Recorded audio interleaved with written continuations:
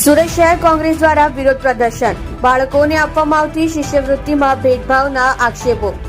સરકાર દ્વારા શિષ્યવૃત્તિમાં અલગ નિયમો બનાવવામાં આવ્યાના આક્ષેપ, સુરતમાં ગુજરાત બહારના વિદ્યાર્થીઓને નહીં મળે શિષ્યવૃત્તિ,